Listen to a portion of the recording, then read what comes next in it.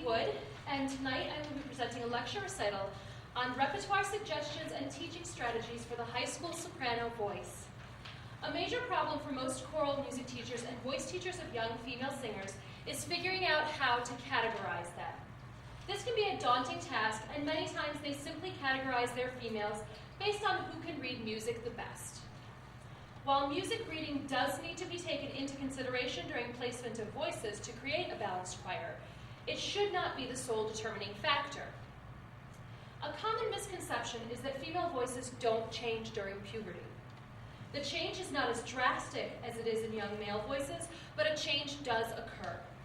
As Karen Brunson stated in her article, "The Evolving Voice Profound at Every Age," voice mutation for girls happens anytime between 8 and 15 years of age over a period of 1.5 to 3 years.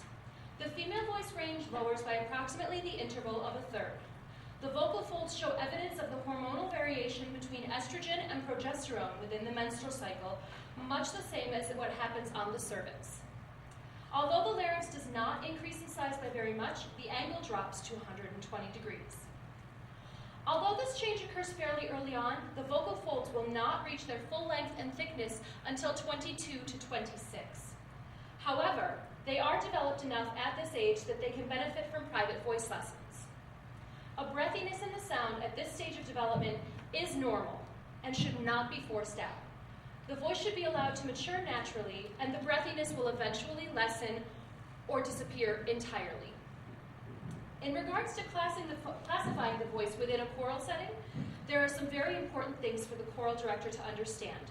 First of all, as James McKinney states in his article, "The Three Ages of the Voice," extensive singing at either extreme of the vocal range can be harmful, but the possibility of damage seems to be greater when one is singing too high. When a person sings above his or her best tessitura, the vocal folds may be kept under tension for long periods of time, and the likelihood of vocal abuse is much greater than it would be at a lower pitch level. Since we would like to keep our singers healthy and singing for as long as possible, this must be taken into consideration. The main areas to consider when placing females within the choir are range, tessitura, timbre, and transition points. At this age, the range between females of different voice types will only differ by about 2 to 3 notes. This makes it difficult to classify solely on this basis. The tessitura is important, keeping them singing where they feel the most comfortable and don't tire out too quickly. Timbre is an important point as well for a balanced choral sound. In general, the darker voices should be put singing alto, while the lighter voices will be singing soprano. This creates a nice balance within the choir. However, timbres change over time, and most students have a hard time changing their mindsets from one voice type to another. It's important for students to know that their voices are still changing at this point, and their classification may change as well. A choral director should periodically audition their students for placement to see how the voices have changed and adjust placements accordingly. The transition points, or zona di passaggio, are the break points where the voice switches between head and chest voice. Generally, altos have lower transition points while sopranos have higher ones. There are, of course, always exceptions to these rules. The last thing to take into consideration when placing students is their ability to read music. It's important to make sure that there are good readers in every section of the choir. These students generally serve as leaders, helping others read better and learn their parts more easily. When training the high school-age soprano in a private lesson setting, it's important to remember a few things about the female voice at this age. First, as I said before, there will be breathiness in the sound, and that is completely normal.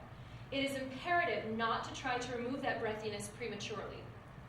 Also, most females at this age tend to sing much more in their chest voice since it is stronger and less breathy at this point. They feel much more satisfaction taking their chest voice as high as they can. Much of this is caused by listening to popular music as well, since most pop singers use their chest voice for belting. Unfortunately, this can be harmful, especially at this young age. Therefore, we need to try to bring the head voice down using exercises that include descending lines to help lighten up the middle voice and aid the student in learning how to use the mixed register that most singers use in their middle register. Literature selection unlocks the doors to success for the young female voice, really for all voices.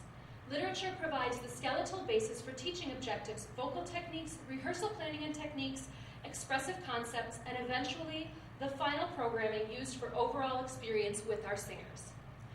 That is a quote from Lynn Gackel's book, Finding Ophelia's Voice, Opening Ophelia's Heart. And it is very true. In private voice lessons, the selection of literature can be difficult, but it's incredibly important. First, it's important that the student enjoys the piece of music that they're working on. If they enjoy it, they'll practice it outside of their lessons. If they don't, they're less likely to actually try outside of that. We also must take into consideration range and tessitura, text appropriateness, musical concepts within the composition, musical construction, and vocal challenges within the composition. Each piece of music can be used to address different problems that an individual may be experiencing. For example, if a singer has been singing too heavy in their middle range, perhaps a piece that has a bit more of the upper range moving down would be beneficial, so as to bring the light head voice more into the upper register, or into the middle register. When talking about adolescent sopranos, however, we must also take into account the rare exceptions.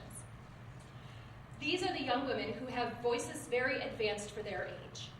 They may have simply gone through puberty earlier, causing their voices to mature sooner, but they must be taken into consideration when choosing literature.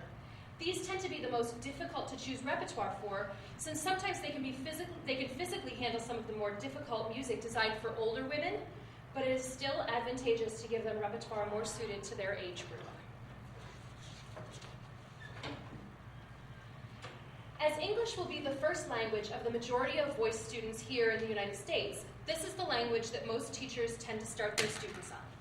It removes the aspect of learning a foreign language so that the teacher can concentrate on the vocal challenges and help to sculpt the voice.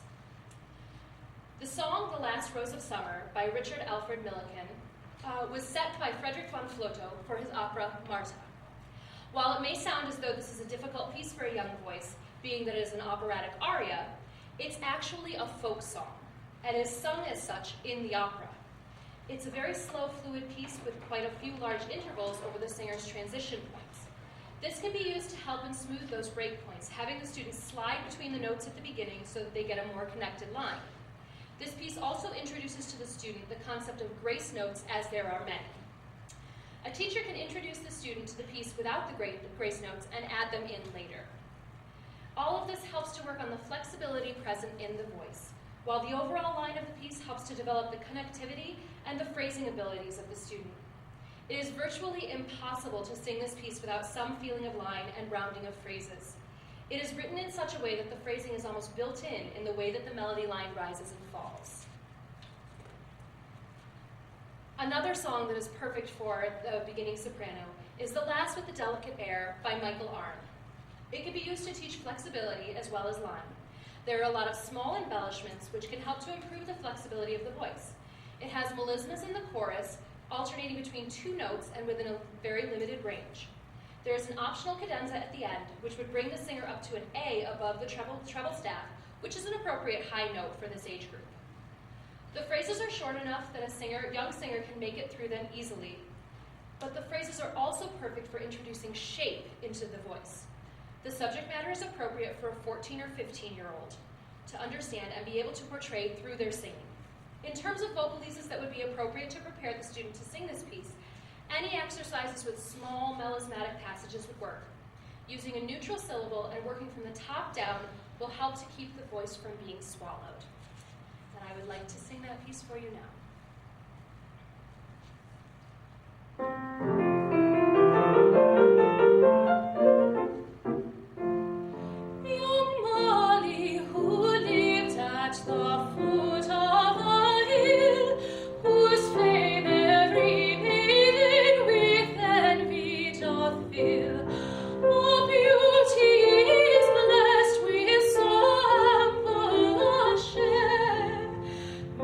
Call her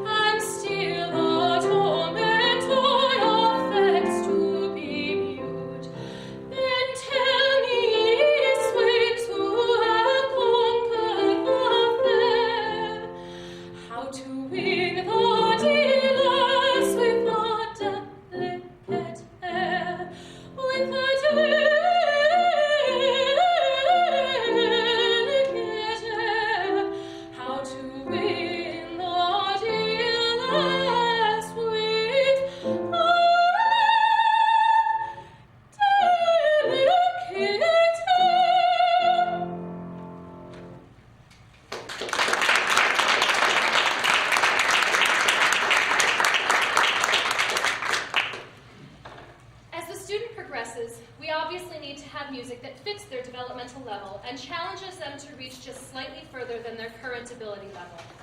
Come and Trip It is a piece that will challenge the flexibility of the developing soprano. This piece would generally be given to a student once they have a solid grasp on basic technique and can sing songs such as The Lass with the Delicate Air with relative ease. This piece introduces more elaborate melismas while keeping them from being too long, so they are feasible for the younger voice, as they don't require an overly large amount of stamina. This gives the student the opportunity to work a fairly large part of their range while enhancing the flexibility and agility of the voice. This would be a piece for a student who is auditioning for all state or college music programs, as it is a more advanced, showy piece.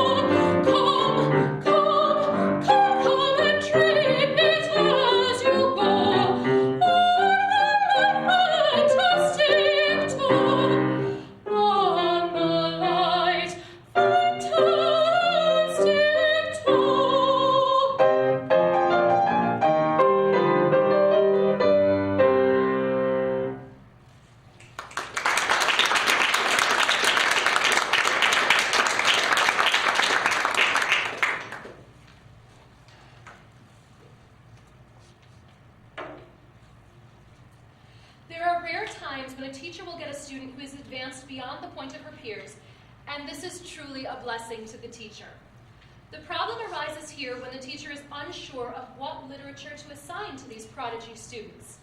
They often will choose pieces that they would give to a college student or adult, which can be a huge mistake.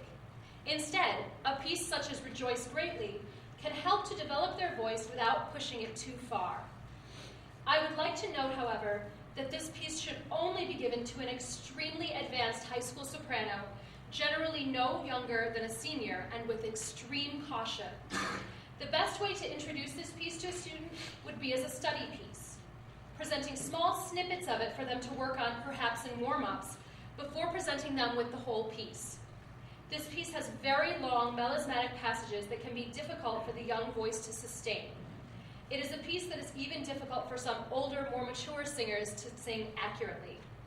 The melismas and the stamina are the most challenging things about this piece. If a student can easily sing Come and Trip It, and the teacher feels that they need something more demanding, they may introduce this piece slowly to the student, gauging along the way how they are doing and when they are ready to proceed. I would now like to introduce Joan Hogan, who will be singing this piece. Joan is going to be a senior this year at Fenwick High School, and she is a student of Joseph Martirano.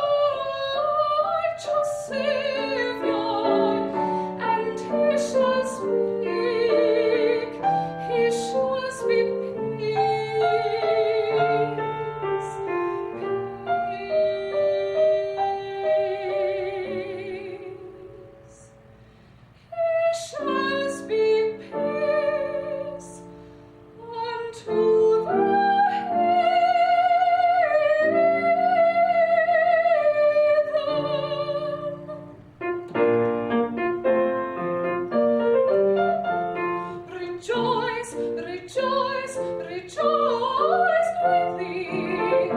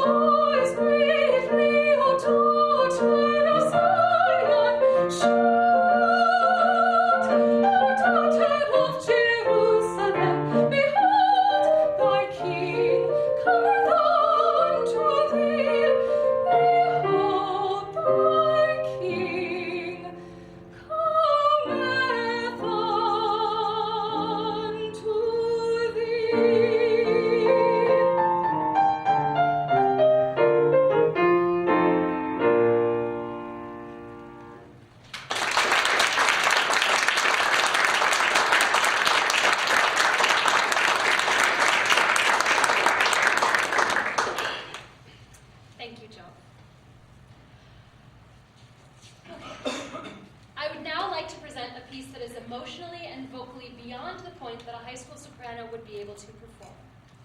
Susanna is an American opera set in small-town Tennessee and is loosely based on the apocryphal tale of Susanna and the Elders.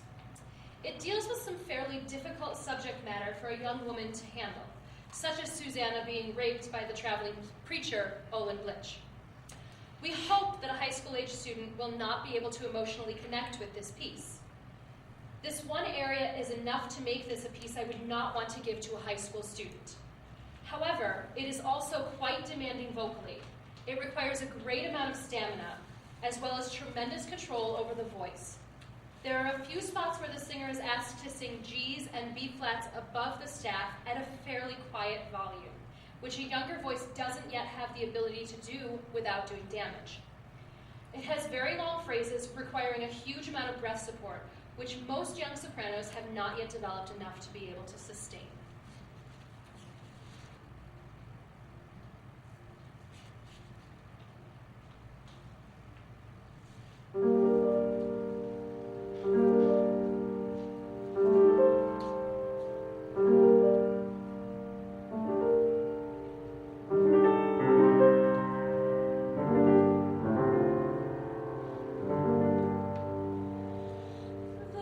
Trees on the mountain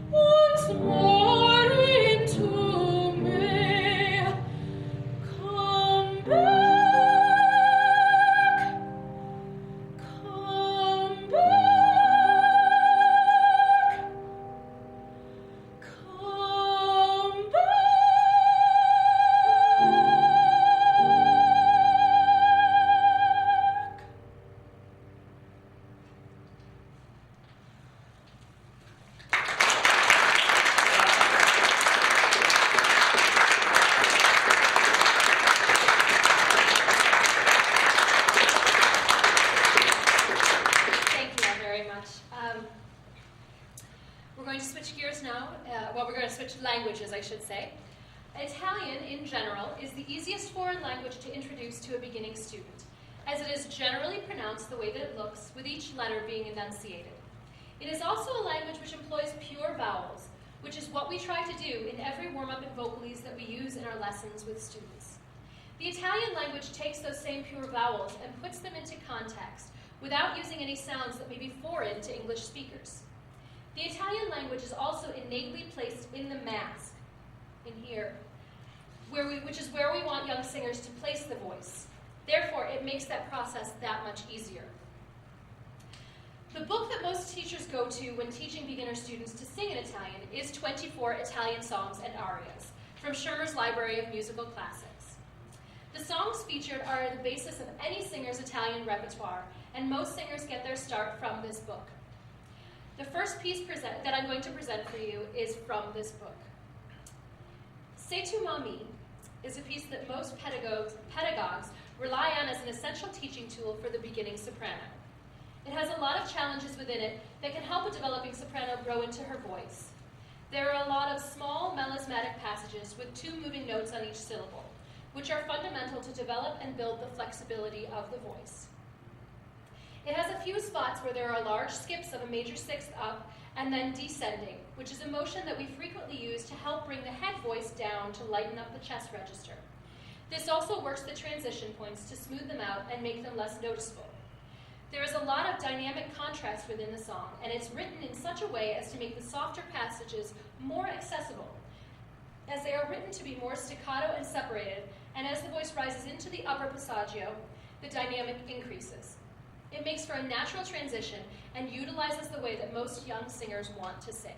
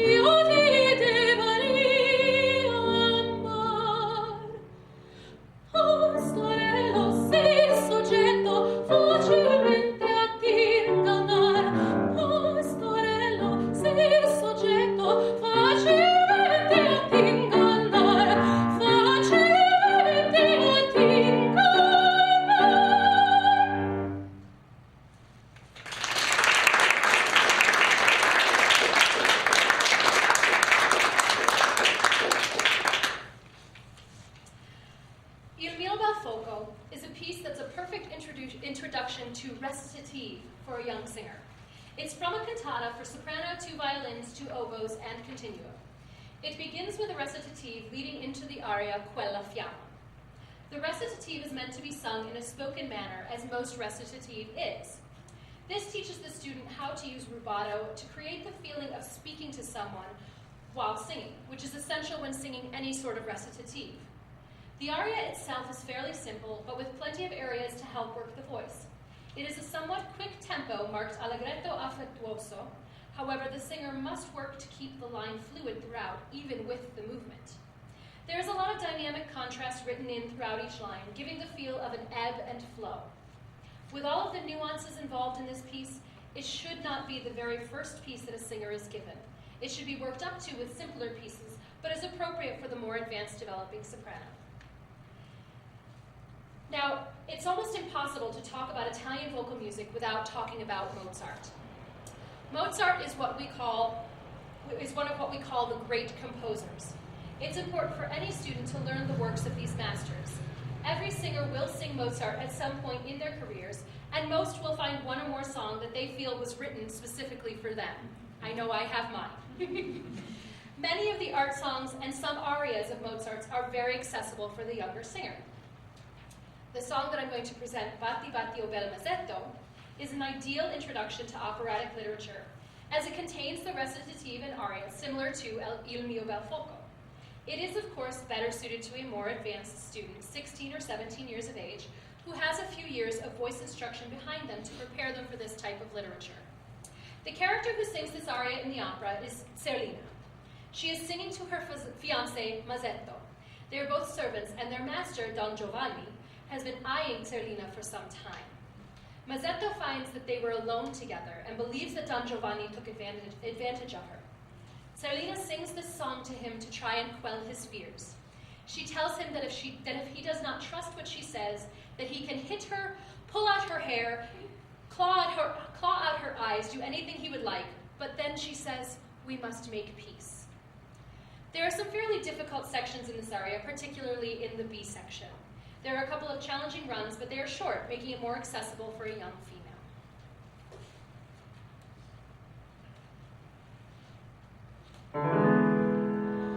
Ma se colpa io non ho, ma se da lui ingannata rimasi, ma poiché temi, tranquilla di mia vita, non mi toccò la parte della vita. Non me lo credi, ingrato, vien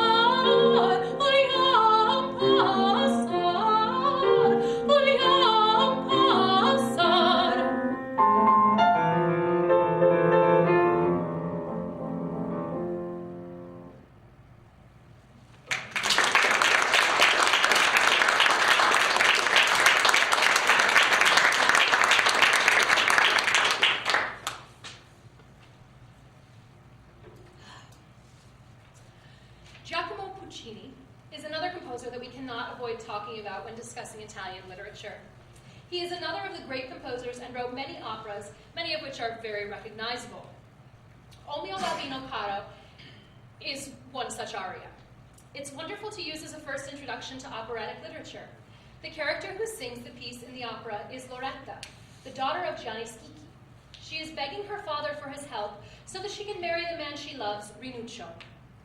This piece is very challenging for the young voice, with quite a few jumps up to A flats above the treble staff, requiring that they be sung without separation. This is probably the most difficult feat in the entire piece. It must be sung with a languid line while portraying the pleading of the daughter to her father. This is a comedic opera, so it's commonly portrayed as Loretta teasing her father, especially by young singers. Overall, for a student who is serious about going on in music, this could be a piece to give them for a college audition or all state auditions. I would like to ask Joan Hogan to come back up here and perform this song.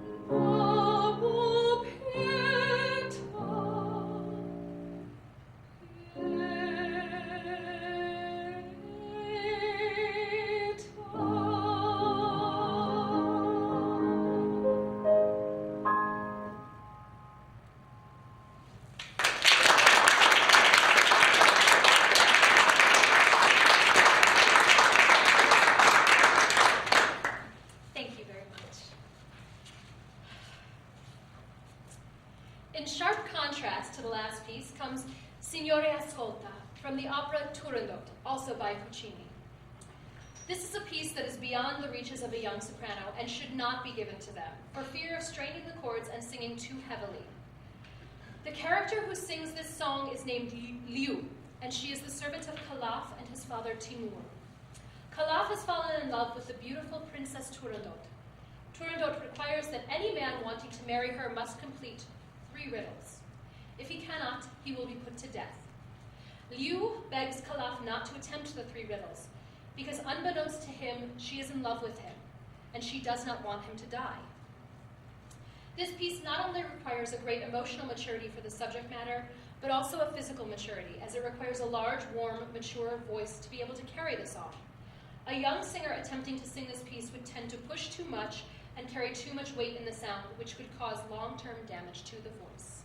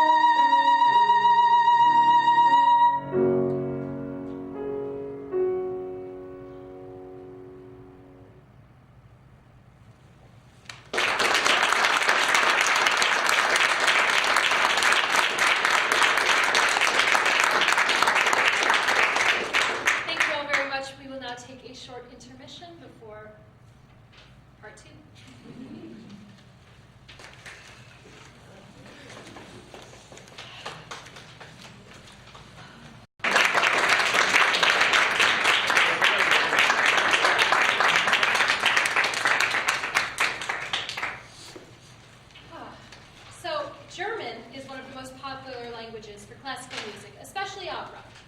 While this may be the case, most students of high school age will not be introduced to it simply because of the complexity of the language and the vowel sounds that are so different from our own. Many times these are difficult for the young ear to grasp and be able to reproduce. If your school happens to offer German as a foreign language, then this is a viable option for students taking that language, as they will already have a basic knowledge of it. The cycle Frauenliebe und Leben consists of 8 songs about the love and life of the young woman. This cycle is perfect for a young soprano. The examples given here are 2 of the pieces from the set, but all of the pieces are appropriate for the development of the young voice. The tessitura is fairly low, remaining mostly in the lower to middle part of the voice. This is a great introduction to German, as the songs are simple enough in melodic line that more emphasis can be put on the language and the nuances of the music.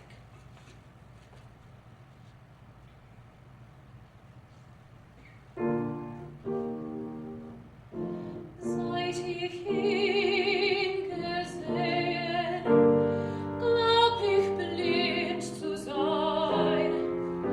Wo ich ihn nur blicke, seh ich ihn allein, wie im wogenden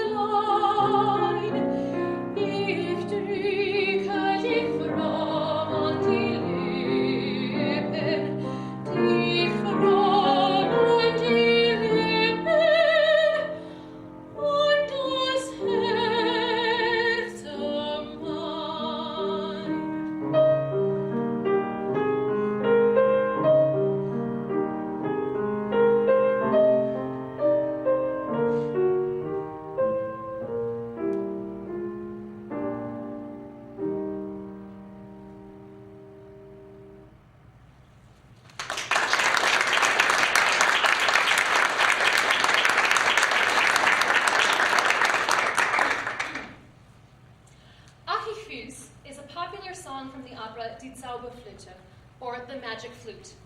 The Magic Flute is notable not only because it was written by Mozart, but also because it was written during a time when it was expected that all operas would be in Italian. The king that Mozart worked for requested that he write an opera in German, and this is what resulted. Mozart also wrote this opera not so much for the aristocracy, but rather for the common people, which was unheard of in that day. It is not an uncommon thing to hear young high school sopranos singing this piece. After all, the character Pamina is a young girl in her teenage years, so it is thought that a young girl should be able to sing this piece. Unfortunately, the way that the piece is written makes it beyond the reaches of most young sopranos. The poor Pamina is distraught because the man she loves, Tamino, is not speaking to her, so she assumes that he no longer loves her. She doesn't know that the reason that he isn't speaking to her is because he must pass 3 tests, one of which is this. In this aria, she sings that she is in such despair that she would rather die than live on this earth without him. This is the type of emotion that most teenagers cannot truly fathom. They may have some experiences with what they call love, but it is not of the deep devotion seen from Tamino and Pamina. This aria has many places within it that require singing above the staff at a fairly quiet volume for effect. This sort of control of the voice is developed over time and practice as the voice matures and the vocal folds become more resilient. These types of dynamic changes cannot be done healthily at the young age of 15 or 16. I would like to sing this for you now.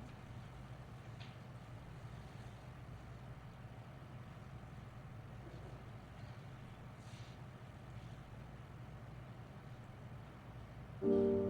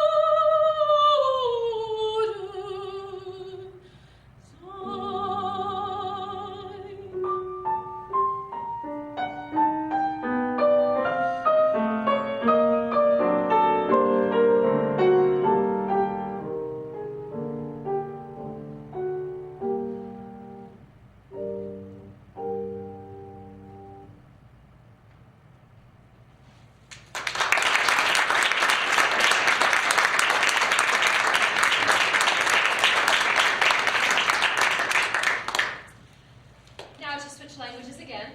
French is also a popular language for classical music and opera. As with German, if there is a French foreign language program at your school, this is definitely a viable option for students taking that language. Otherwise, it can be difficult for students to learn, and much of their lesson time may be spent in pronunciation rather than working on the voice. Gabriel Fauré is one of the most notable composers of French chansons. His pieces are very appropriate for the young singer, as they have an appropriate range as well as a comfortable tessitura for the age. Chanson d'amour is a simple song of love, as the name suggests. It contains musical aspects to give the singer a challenge for development, but not to make them stretch beyond their own abilities. The phrases are short enough that a young singer can easily sing them with the correct phrasing style. Fauré tends to write into the music exactly the emphasis that he wants and the shape that he wants, with very specific dynamic markings. This piece helps the students work on the line of the music as well as expression. À présent rêve is a slightly more difficult piece, with longer phrases requiring more use of breath control and support. It also has quite a bit of rubato built into the way it's written, which helps the student to work on their musicality and their ability to feel the push and pull of the music. Fauré's harmonic language is also very similar to that of today's popular music, which leads many young students to be drawn to it and enjoy it.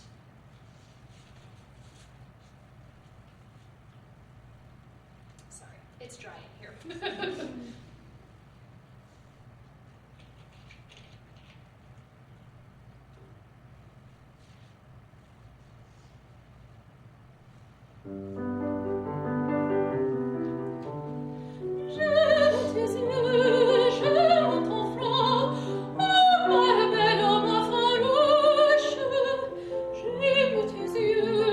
J'aime ta voix,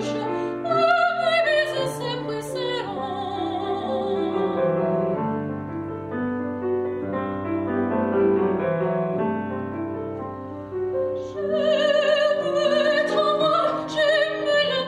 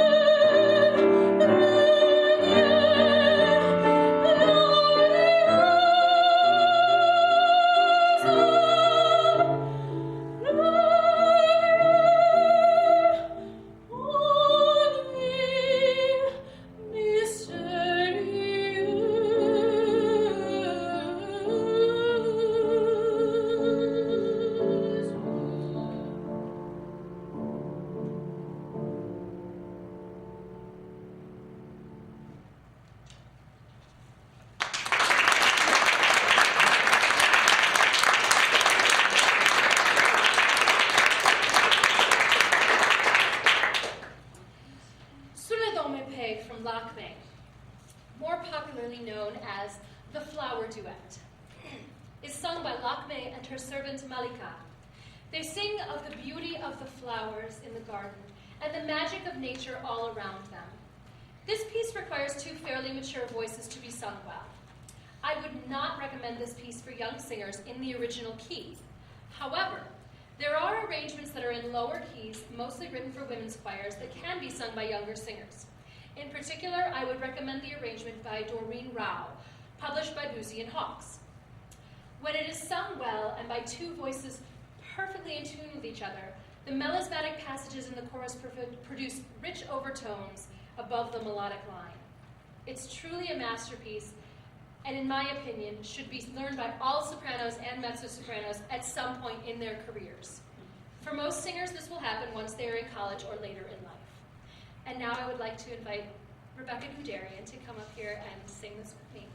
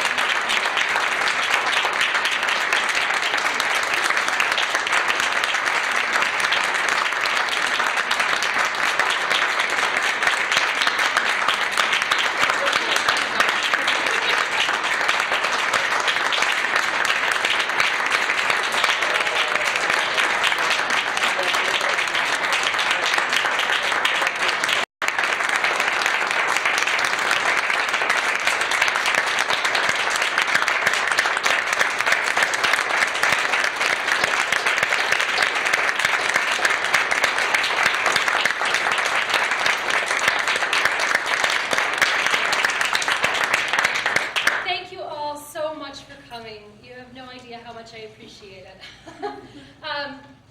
I guess I have a few thank yous. First of all, I would like to thank Becky and Joan for coming and singing. You guys, you were wonderful.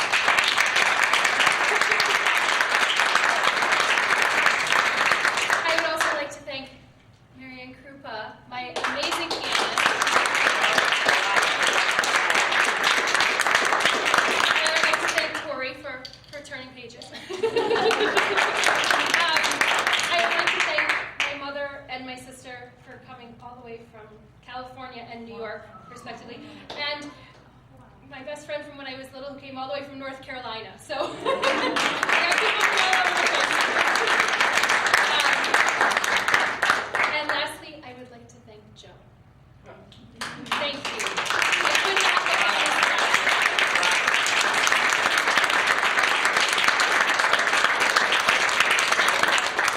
Thank you all.